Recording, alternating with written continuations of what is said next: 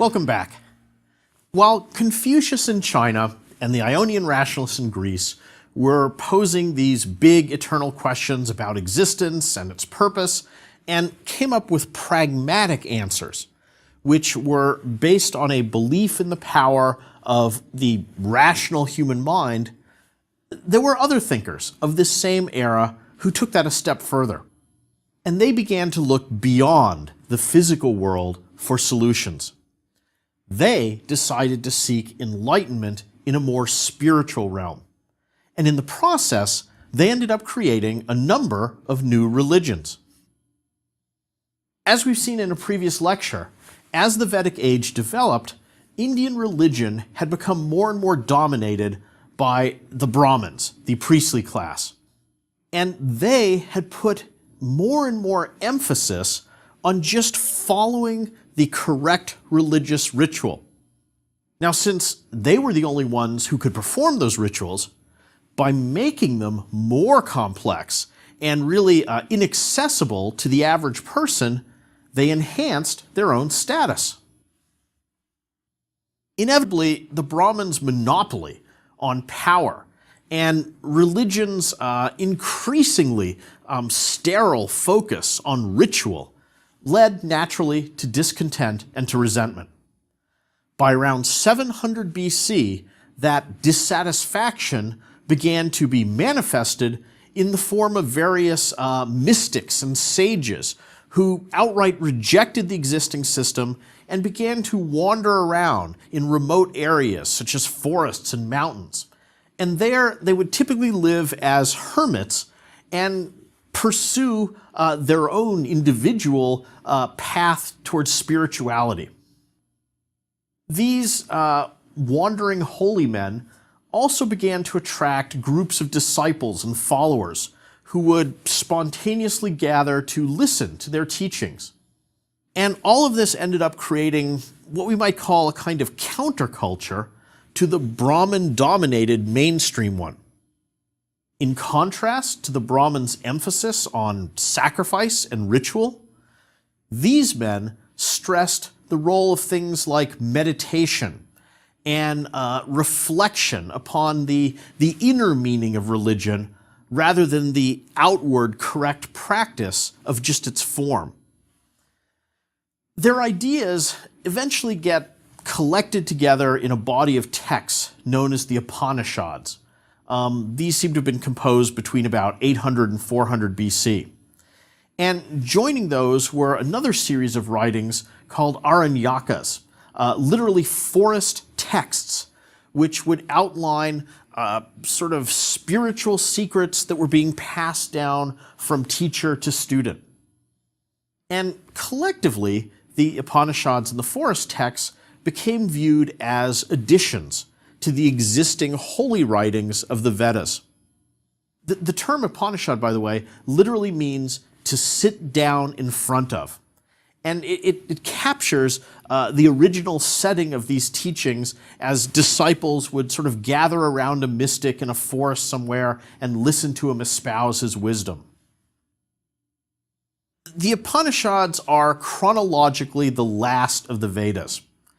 And they not only advocated practices such as asceticism and meditation, but they also contained speculation about the nature of the universe and the role of human beings within it. And this very much mirrors the kind of inquiries that the Ionian rationalists were doing at about the same time. Maybe the most significant concept to emerge from the Upanishads was the idea of the transmigration of the soul. Vedic religion up to this point had held that what happened to you after death was determined by your actions during your lifetime. But it was the Upanishads which introduced the idea that your soul was reborn in multiple lifetimes, and that it was also the cumulative sum of your behavior, in other words, your karma, that really mattered. The Upanishads and those who were composing them certainly weren't rejecting earlier religion. Rather, we should see this as kind of a shift of emphasis. with a greater attention to inner concerns rather than outward ritual. Just like with Ionia in the 6th century BC and China of the Warring States period, India of the late Vedic age was also a time of political disunity and intellectual ferment. And out of this era emerged not only the Upanishadic challenge to traditional practices, but dozens of new religions. And most of these would end up being dead ends or would be short-lived, but two of them in particular would survive to become long-standing and highly influential faiths. And these are Jainism and Buddhism. The founding figure of Jainism was a man named Mahavira, who lived in the 5th century BC. He was born into what seems to have been a fairly wealthy family, and he was a kind of a minor prince or aristocrat himself. But at the age of 30, he gave up that comfortable lifestyle to become one of these wandering ascetics. And after more than a decade of wandering around in the wilderness, he began to advocate a new way of life. And it was this that would develop into the religion of Jainism. The central duty in Jainism is to avoid causing pain or harm to others. And this is articulated in Jainism by the main concept of ahimsa, which I guess we can translate as non-violence. All life was regarded as sacred, and so to kill or even hurt any living creature would create terrible karma. And it's this obligation to practice non-violence that became problematic, because not only do followers of Jainism believe that all kinds of beings have souls, but the concept of what counts as a sentient being is also very broad. It includes humans and animals, but there's also a certain degree of beingness in things such as insects, plants, or even rocks. Jainism fundamentally holds that all of nature is alive in some sense, and everything from the very lowest, including even inanimate objects like rocks, to the highest forms, such as humans, possess varying degrees of jiva, of soul. This restriction led devout adherents of Jainism to wear masks over their mouths. And the reason for this was so that they wouldn't accidentally breathe in insects or even microscopic organisms. It meant that they always had to carry with them a whisk made of peacock feathers or yarn and use it to brush away any invisible creatures in their path and to clear off a safe space before sitting down. And this extreme unwillingness to harm any living thing led to, of course, very rigid dietary restrictions. Jains obviously were vegetarians to begin with, but they also couldn't eat any vegetables that required killing the plant in order to harvest some edible part. Jains in general tended to eat only the bare minimum to stay alive, and they practiced severe forms of fasting. For them, everything of the body was really just a distraction from the much more important spiritual matters. Jains don't worship any god or gods who grant salvation, but instead it's your responsibility to try to liberate your own soul. And this was done through passionlessness and right conduct. And they had a whole series of increasingly strict vows which would guide you towards achieving monkhood or nunhood. And some of these key vows were, of course, nonviolence, and then also truthfulness, non-stealing, chastity, and non-attachment. Think of that as trying to limit as much as possible your earthly possessions. Jains completely embraced what really was an extreme form of asceticism, and they had a real emphasis on denying the physical body. Even clothing was seen as too much of a luxury, and many Jains went about naked or would just wear a small loincloth. Maybe because of all these strict physical rigors demanded by the religion, Jainism never has as many followers as some of the other religions. But intellectually, it's very influential, and especially its whole emphasis on nonviolence. So Jainism always tended to attract a small but constant group of followers all throughout the centuries. And even today, there are still several million Jains. At roughly the same time that Mahavira was establishing Jainism, there lived another man in northern India who had also found a major religion. Like Mahavira, he too starts out as a member of an upper-class family. He's another minor prince. And like Mahavira, he too has a sort of life-changing moment at the age of 30.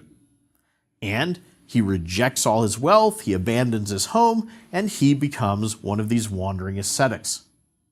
His name is Siddhartha Gautama, later known as the Buddha. And of course, he founds the faith of Buddhism. Siddhartha at first attempted a lifestyle that really was almost identical to Jainism. So there was a great emphasis on fasting, on meditation, on that whole denial of the body. For example, there's one legend that at this point in his life, he managed to reduce his food intake to just 1 grain of rice per day. And he did this for 6 years.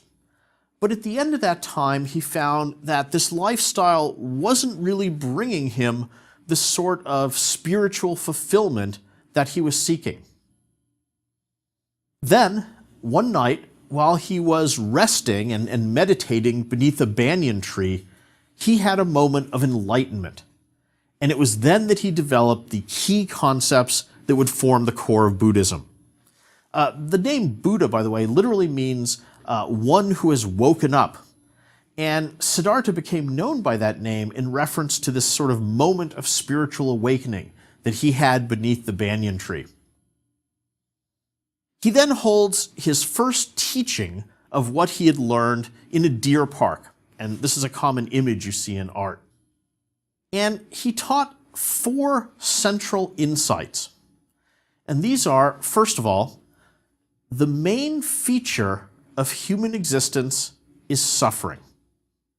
Secondly, the cause of all suffering is desire. And third, therefore, it's possible to eliminate suffering by training yourself to lose all desire. And fourth and finally, the way you can do this is by following something called the Noble Eightfold Path. And that consists of a whole series of actions and attitudes which all have the end result of the elimination of desire. And if you manage to achieve all of that, you would reach a state of enlightenment or nirvana, in which there was no more suffering and no more desire. And you would be filled with happiness and compassion for all beings. Buddha taught that belief system supposedly for 45 more years, and he attracted many, many disciples. And this Buddhist philosophy becomes known as the middle way. And that's because it really represents an alternative between what we might see as the 2 extremes of extreme asceticism as practiced by the Jains and the sort of totally ritual-centered religion of the Brahmins. Buddhism is a challenge to the Brahmins because it's a religion or a faith that doesn't require rites and rituals performed by a priest. And it rejects the caste system. Not surprisingly then, it appealed particularly to members of the lower castes and to women. And a great many women became Buddhists, Obviously, this concept of equality and independence that it offered was a great contrast to their traditionally subordinate roles in Indian society. Buddhism also very quickly fragments into a number of different sects. But the most important division was between what's called Theravada Buddhism, in which Buddha himself is regarded as a wise man, but he's still only a man. And individuals are entirely responsible for achieving enlightenment themselves. And on the other hand, Mahayana Buddhism, in which Buddha becomes worshipped as a sort of divinity. And he and other figures who are regarded as having achieved enlightenment act as helpers, and they can play a sort of active role in assisting ordinary people to move towards or to find enlightenment. When he was dying, the Buddha asked that he be cremated and placed under a memorial mound, something known as a stupa. But by this point, he was famous, and almost everyone literally wanted a piece of him, so that his ashes, bones, and teeth end up getting divided among 8 different stupas throughout eastern India. And later on, they're even going to be subdivided among more than that. Buddhist monks were expected to travel, and they did travel all around, offering their teachings and converting people to the new faith. And Buddha had encouraged them to do this. So in a sense, Buddhism is what we might call a missionary religion. And it does spread from India to China, to Korea, to Japan, and really all throughout Southeast Asia. A little bit ironically, it fizzles out somewhat in the country of its birth, where Hinduism remains dominant, although Hinduism itself begins to incorporate some elements that we could regard as being Buddhist. Buddhist monks were expected to give up all their ties to their family. They shaved their heads, they put on saffron-colored robes, and they were expected to beg for their food with begging bowls. And they were supposed to just wander around continuously, attempting to convert new people to the religion, except during the 3-month monsoon season, when they would settle down in temporary shelters. And eventually these would develop into more permanent monasteries. And really the two kind of characteristic types of building that we think of as being Buddhist types of architecture are the stupa, the burial mound, and the monastery. This kind of monastic communal living was another important contribution of Buddhism, since before this, members of religions usually had to live in isolation, in forests, mountains, and other sorts of wild areas. Meanwhile, in China, a belief system that represented a more spiritually focused counterpart to Confucianism was also taking shape. This was Taoism, and like Confucianism, it also was a reaction to the chaos and warfare of the Warring States period. But the two systems of thought are very different in their approaches and goals. The name Taoism derives from Tao, literally the way. This is a word that also has significance in Confucianism. Confucius, though, would talk about the Tao as a way in regards to how people should behave and how they should be moral. So it was the way that human beings should follow in order to maintain society and social order.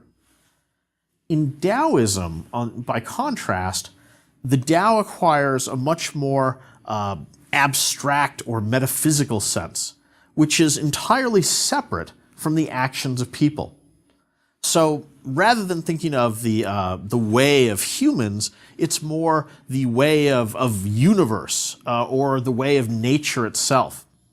And so whereas Confucianism we can think of as being a very practical belief system and it's of this world, Taoism is fundamentally more mystical and otherworldly. In Taoism, the Tao exists as a kind of first principle of oneness from which everything else springs. It's something that cannot be expressed in words. It's formless, it's nameless. Humans can never comprehend it fully. In it, things that are opposite are reconciled, and everything emanates from it, everything returns to it. You really aren't supposed to understand the Tao intellectually. So the idea is that you have to feel it intuitively. For example, a famous Taoist saying says, "Those who know do not speak. Those who speak do not know." An individual can then only achieve oneness with the Tao by cultivating a state of emptiness. You have to be receptive. So rather than actively searching for something, you have to passively let go. You have to allow yourself to go with the flow and to sort of strive for a state of nothingness. As you can imagine, Taoists often looked at Confucianists as being sort of uptight. They were seen as always trying to shape and improve upon life rather than just letting it take its course. There's a stereotypical image of a Taoist philosopher being a kind of dropout from society, living somewhere off on a mountaintop and becoming one with nature. And in many ways, the early Taoists who do go out to the countryside to meditate and to enter trance states very much resemble the Upanishadic Indian ascetic hermits who are out practicing yoga in the forests. Taoism is traditionally traced to a man named Lao Tzu. And honestly, we know almost nothing about him, nothing that's concrete, I should say. He seems to have advocated withdrawal from what he saw as a corrupt, chaotic society, and he seems to have rejected almost all formal institutions, including government. And he saw these things as being unnatural creations, and instead you should just go off and live in harmony with nature. According to legend, after preaching his beliefs for a while, he himself just disappeared into the wilderness, riding atop a water buffalo, never to be seen again. And that's an image you often see in art of him on his water buffalo. As often happens, over time, Taoism also splits into two different strands. You have the original system of philosophical Taoism, and that then gives birth to religious Taoism.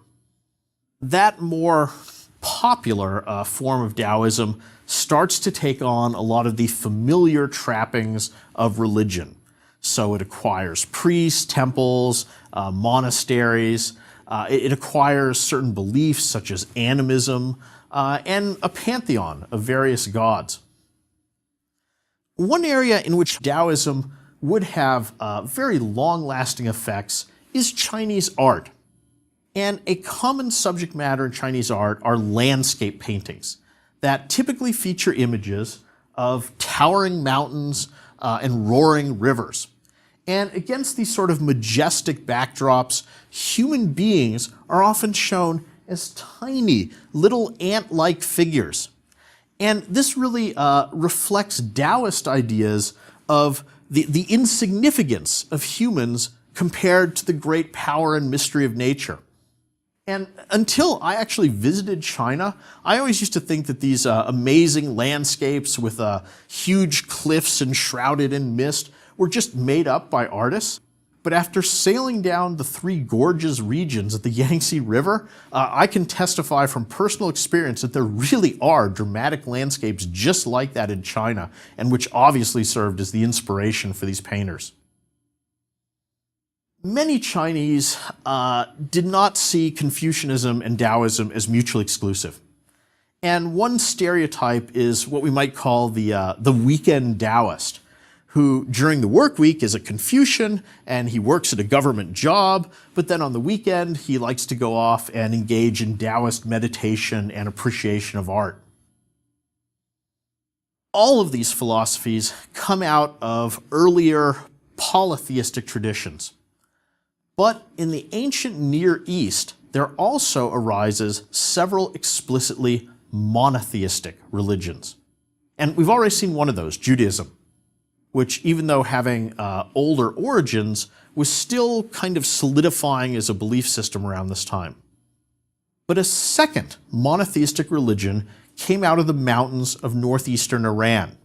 This was at the time part of the Persian Empire. And this religion is Zoroastrianism. It's named after its founder, Zoroaster, which is a Greek version of his Persian name, Zarathustra. And one day, at the age of 30, notice 30 again, Zoroaster had a vision of a being made out of light who led him to God, and God was called Ahura Mazda, and also to 5 additional radiant beings called the Holy Immortals. And during a series of subsequent visions, Zoroaster was able to question God and the 6 immortals, and their answers formed the basis of a new religion, Zoroastrianism. Zoroastrianism is therefore what we might call a revealed religion, like Judaism or Christianity or Islam. And like them, it's monotheistic. It worships one God. The immortals are seen as emanations from God and embodiments of his attributes. They're not fellow deities. Zoroastrianism has a holy book, the Avesta, although it was not actually written down until a number of centuries later, probably around the 5th century AD. And the Avesta includes liturgical texts, prayers, and hymns. The god in Zoroastrianism, Ahura Mazda, is the creator of heaven and earth and of human beings. And he's portrayed as a friend to humanity. He's compassionate, he's just, he's all-knowing, all-powerful, and never-changing. He fundamentally represents goodness, and he embodies the truth. But Ahura Mazda is locked in perpetual combat with Ahriman, his nemesis. And Ahriman is the embodiment of evil, who is often referred to as the lie. Since Ahura Mazda himself doesn't cause evil, he didn't create Ahriman. The two have just always existed from the earliest times. And in Zoroastrian belief, Ahura Mazda created a pure world, but the attacks on it by Ahriman have now infected it with impurity and the lie. And so all negative phenomenon or emotions, anger, greed, sickness, natural disasters, all of that emanates from him. The complete and dramatic separation between good and evil, something we call dualism, is really central to Zoroastrianism. And this dualism further subdivides into 2 aspects. There's the cosmic dualism I just talked about, where we have good and evil opposed to one another on a universal scale. And then, on a more personal level, you have moral dualism, in which the forces of good and evil are in conflict within each individual's mind. Cosmic dualism results in these sort of great opposing forces, such as good and evil, night and day, life and death. But for the individual, you have to make a choice. You can either follow the path of evil and the lie, or you can follow the path of the truth and righteousness. And in Zoroastrianism, people possess free will, and so they have to make that basic choice for themselves. More than that, rather than just being passive observers of this cosmic conflict between good and evil, people function as God's helpers in ending it. Because when all human beings make the right choice and eradicate evil, the belief is that God's paradise on earth will come. So, in a way, just as in Buddhism, a central concern of Zoroastrianism is human suffering. But whereas Buddhism sees it as a basic condition of life caused by desire, Zoroastrianism sees it as the result of bad choices made by individual human beings which have created or fostered evil. Zoroastrians did not see really a division between the body and soul in the way that, say, early Christianity does, but instead they form a unity. And so both asceticism and sensual overindulgence are equally bad. Also, unlike the rejection of the body that we see in Jainism and Buddhism, Zoroastrianism teaches that people should care for the body rather than punish it, since the thinking is health is a gift from God, it gives people the strength to do good works, marriage and having children is a valued part of religious observance. Zoroastrianism teaches that life should be enjoyed, not just endured. All right, so in a 200-year period from about 700 to 500 BC, we've seen a real revolution in human thinking take place all around the world, in which people have challenged existing ideas and traditions and asked sweeping questions about life and its purpose. An obvious question is, why did this amazing burst of intellectual creativity and activity happen in such disparate places at exactly the same moment? And there's really no clear answer to that question. But it is certainly suggestive to note these similar political and social circumstances and the instability that was present in Ionia, India, and China at the same time. We've seen these great intellectuals of this time seeking answers and truths both by careful observation of the world around them, while on the other hand, some reject the sensory realm altogether and instead pursue internal contemplation and intuitive enlightenment. Some of these men elevated the community over the individual and came up with practical ways to ensure harmony among entire society, while others turn their backs on society and advocate solitary meditation. Some believe in one God, some in multiple gods, some in none. For some, one lifetime would determine your eternal fate, whereas others see a never-ending cosmic cycle of reincarnation. And while the means and practices pursued by these thinkers, philosophers, and mystics are myriad, the answers they came up with still profoundly shape the world that we live in today. Thank you.